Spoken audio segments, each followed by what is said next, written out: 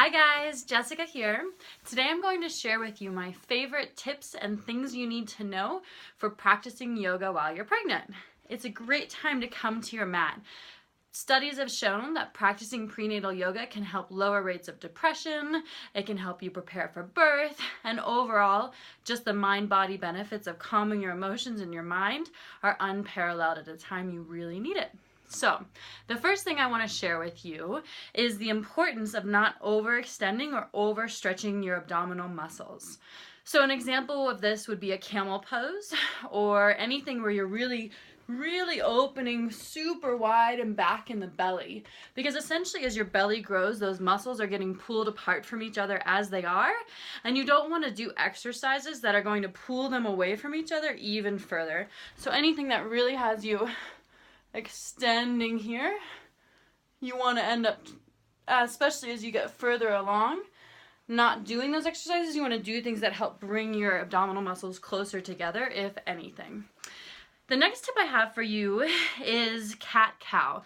It is such a great exercise to do when you're pregnant. It actually creates a little hammock for your baby so that their spine goes against your belly. It's a really nice thing to practice, and it helps to elongate the spine, which can feel compressed when our baby is growing in our tummy.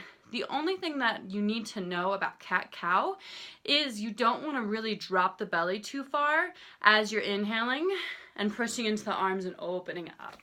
So again, you don't want to do anything that pushes the abdominal muscles away from each other too far, but you also don't want to put too much strain on the low back. And as your belly grows, if you really drop it far towards the ground in all fours, it's going to put a lot of pressure on that low back. So I like to cue when people are doing cat-cow, rather than really dropping the belly as you inhale, it's more of a lifting the chest up and through the arms.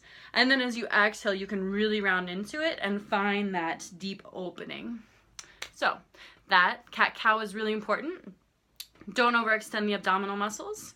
The next cue that I have for you is to twist very lightly. So often in prenatal, we just sort of avoid twisting because in the beginning, it can really upset, maybe a deep twist can upset where your baby is placed in your body. And then towards the end, there's just truly not much room to do any twisting. So the thing that I like to tell people if they're not going to a prenatal specific class is to make sure that you're twisting from the ribs up. So a little gentle twisting here can be fine, or here, but you don't want to do anything where you're really going from the tailbone all the way down and twisting deeply.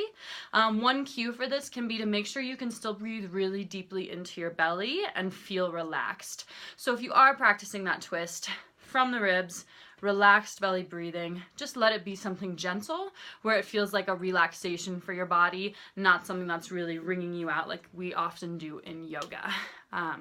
The last cue that I have for you is, so we talk often when we're pregnant about engaging the pelvic floor, and yoga often we call it mula bandha, and it's important to know to do those kegels or those pelvic floor exercises because it helps keep everything up and intact, and we need strong muscles there for labor, for maintaining ourselves during pregnancy, for postnatal, for recovery, but especially when you're pregnant, it's just as important to be able to relax the pelvic floor.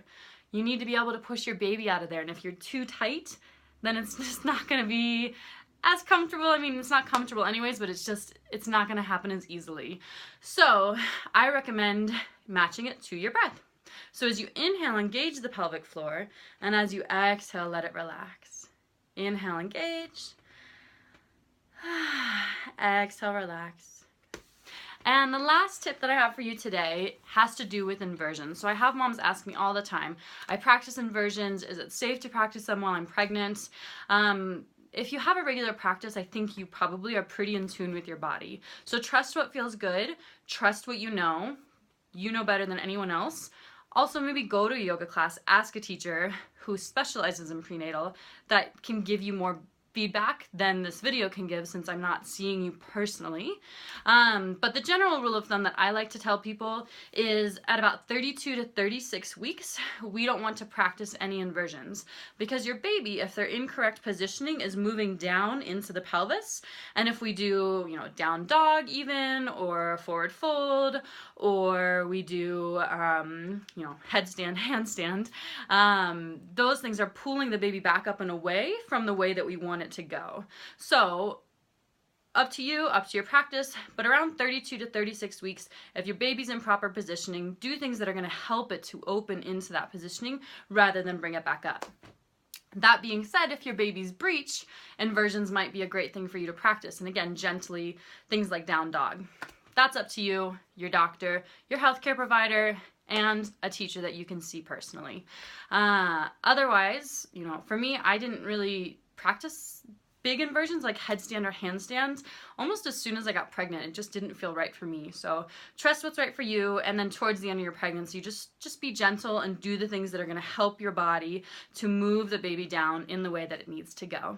So those are my favorite prenatal tips. If you want to practice with me, then join my Mamas with Spirit course. I have a special class including all of my favorite postures to help for easier labor, calmer minds, and happier mamas. Hope you're having a great day, and let me know if you have any questions.